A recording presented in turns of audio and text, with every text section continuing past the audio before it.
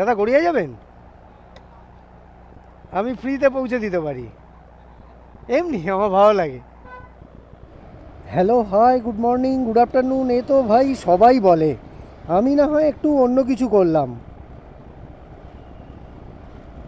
না, তেমন কিছুই হয়তো করতে পারি না, তবে একটু চেষ্টা করি লোকজনকে জানার, লোকজনকে বোঝার, আমার শহরের লোকজনকে। এই যেমন এখন আমি অফিস যাচ্ছি, আর অফিস যাওয়ার সময় পুরো রাস্তাটাই চেষ্টা করব লোকজনকে যদি কোথাও একটু এগিয়ে দিয়ে, মানে পৌঁছে দিয়ে হেল্প করতে পারি। আমি রোজই করি, এরকম করছি প্রায় 2 থেকে 2.5 মাস হয়ে গেল। অনেক লোকের রিয়াকশান পেয়েছি, অনেক রকম লোককে পেয়েছি যাদের জিজ্ঞেস করেছি, তার মধ্যে অনেকে আমার গাড়িতে উঠেছে। তো চলো আজকে দেখি এরকম কতজনকে এরকম পাই যাদের আমি কিনা ফ্রি রাইড দিতে পারি। জানি না শুধু আমার শহরের লোকজনই এরকম, নাকি প্রত্যেক শহরেই এরকমই লোকজন রয়েছে যারা সহজে কোনো কিছুই বিশ্বাস করতে পারে না, মানে সবাই ভয় পায়। বিশেষ করে আমার মতো যখন কেউ হঠাৎ করে এসে সামনে দাঁড়িয়ে বলে যে দাদা কোথাও কি ফ্রিতে পৌঁছে দেব। তোমরা তো ভিডিও দেখছো, আমার ভিডিও যারা অনেক দিন ধরে দেখছো তারা দেখতেই পাচ্ছ যে লোকজন কেমনভাবে রিয়্যাক্ট করে। তো তোমাদের কি মতামত যদি পারো কমেন্টে জানিও। মানে সত্যিই কি এরকম অবাক হওয়া উচিত, সত্যিই কি এরকম ভয় পাওয়া, অবিশ্বাস করা উচিত, নাকি মাঝে মাঝে একটু নতুন কিছু চেষ্টা করে দেখা যেতেই পারে।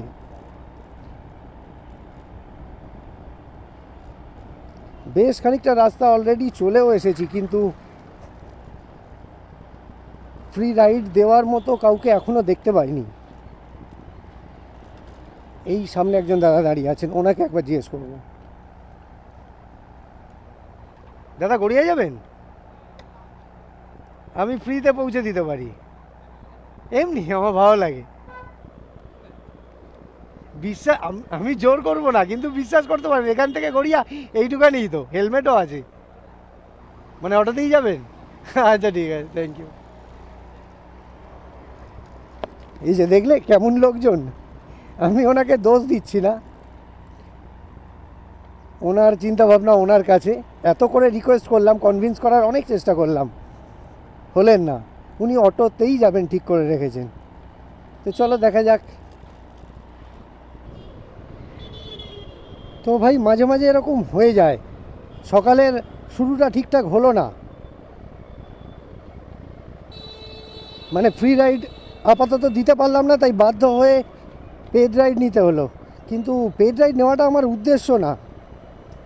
তো ফ্রি রাইড যখন দেখি দিতে পারছি না, কেউ উঠছে না, তখন বাধ্য হয়ে পেড রাইড নিই। এখন আমি গড়িয়া ছাড়িয়ে রামগড় গাঙ্গুলি বাগানের দিকে যাচ্ছি, একটা পেড রাইড পেয়ে গেছি, ওটাকে আমি আমার অফিসের দিকেই নিয়ে যাব।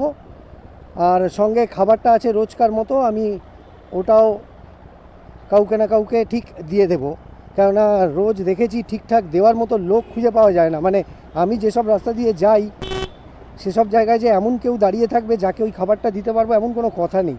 তো যাই হোক, চলো আমি পেড রাইডটাকে আগে পিক আপ করি, তারপর আবার কথা হবে।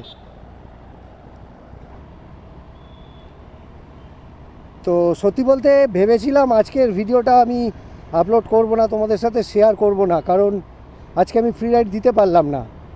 আর বাধ্য হয়ে পেড রাইডই নিয়ে যাচ্ছি অ্যাটলিস্ট। মানে আইডিয়া এটাই যে ফ্রিতে না হোক, টাকা নিয়েও কাউকে সময়ে তার ডেস্টিনেশনে যদি পৌঁছে দিতে পারি সেটাও আমার খুব ভালো লাগে। কেননা আমি যে পেড রাইডকে নিয়েছি, ওই ম্যাডাম বলছিলেন যে ওনার খুব দেরি হয়ে গেছে, উনি তাড়াতাড়ি অফিস পৌঁছতে চাইছেন, আর একটাও রাইড পাচ্ছিলেন না, অনেক দেরি হচ্ছিল, অলরেডি উনি লেটে আছেন। তো আমার মনে হয় সেক্ষেত্রে আমি টাকা নিয়েও যদি ওনাকে পৌঁছে দিই তো এটাও এক ধরনের হেল্পই হলো। জানি না আমি ঠিক কি ভুল, তোমরা কমেন্ট করলে করতেই পারো। আর খাবারটাও কাউকে দিতে হবে, সেই সুযোগটাও পেতে হবে, কারণ আমি এখন দাঁড়াতে পারবো না, ওনার খুব তাড়া আছে, ওনাকে অ্যাজ আর্লি অ্যাজ পসিবল ওনার অফিস পর্যন্ত আমাকে পৌঁছে দিতে হবে। আর আমার নিজেরও অফিস রয়েছে, আমাকে নিজেও পৌঁছতে হবে, সেখানেও দেরি হলে অফিসে গিয়ে ঝাড় খেয়ে যেতে পারি। তো চলো এবার সিগন্যালগুলো তাড়াতাড়ি পার হয়ে যেতে পারলে হয়। তো খাবারটা যদি মাঝপথে কাউকে দেওয়ার সুযোগ পাই দিয়ে দেবো, না হলে রেখে দেবো, ফেরার সময় রাতে বা কালকে দিয়ে দেবো।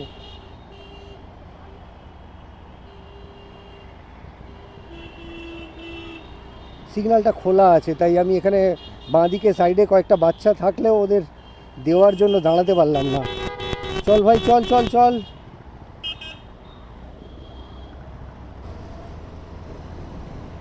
একটা জিনিস আমাকে বলতেই হবে যে পাবলিক ট্রান্সপোর্টে না গিয়ে নিজের গাড়িতে অফিস যাওয়ার মজাই আলাদা। মানে তোমরা যারা আমার মতো নিজের গাড়িতে অফিস যাও তারা তো জানোই, তাদের কাছে কিছুই নতুন না। কেননা আমি নিজেও আগে মেট্রোয় অফিস যেতাম, মেট্রোর টাইমের ওপর ডিপেন্ড করতে হতো, মানে পাবলিক ট্রান্সপোর্টে যা হয় আর কি। বাসে যাও, ট্রেনে যাও, কখন আসবে, ভিড় হবে, গরম, কষ্ট। নিজের গাড়িতে ভাই বিন্দাস চালাও, যেখান দিয়ে খুশি, যে রাস্তা দিয়ে খুশি যাও, রাস্তাটাকে এনজয় করো, আর একটা ভালো মুড নিয়ে অফিসে ঢোকো। তো আমি এখন বালিগঞ্জ সার্কুলার রোডে রয়েছি, আর আমার সঙ্গে আমার যে রাইড রয়েছেন, ম্যাডাম রয়েছেন, ওনাকে আমি পার্ক স্ট্রিটের ওপর ড্রপ করব। তবে বারবার একটাই জিনিস মনে হচ্ছে, খাবারটা সঙ্গে রয়ে গেছে, কাউকে কি দিতে পারবো? তো দেখা যাক, বেশি ভেবে কোনো লাভ নেই, কারণ দেওয়ার থাকলে এমন কাউকে ঠিকই পেয়ে যাব, দিতে পারবো, আর না হলে অন্য দিন দিতে হবে। তো চলো। আচ্ছা, তোমাদের একটা ছোট্ট ইনফরমেশান দিই, জানি না কতটা কাজে লাগবে। সেটা হলো, আমি এখন পার্ক স্ট্রিটে উঠে পড়েছি, আর আমি এটাই বলতে চাই, যারা প্রথমবার কলকাতায় আসবে তারা যদি পার্ক স্ট্রিট দিয়ে যাতায়াত করতে চায়, তো তাদের জন্য বলছি যে সকালে মানে ফার্স্ট হাফে 1টা পর্যন্ত, 7টা থেকে 1টা পর্যন্ত পার্ক স্ট্রিটের টাইমিং হলো পার্ক সার্কাস থেকে জেএল নেহরু রোড মানে জওহরলাল নেহরু রোডের দিকে। আর সেকেন্ড হাফে মানে 1টা থেকে সেকেন্ড হাফটা আর কি ঠিক তার উল্টো, মানে জওহরলাল নেহরু রোড থেকে পার্ক সার্কাসের দিকে।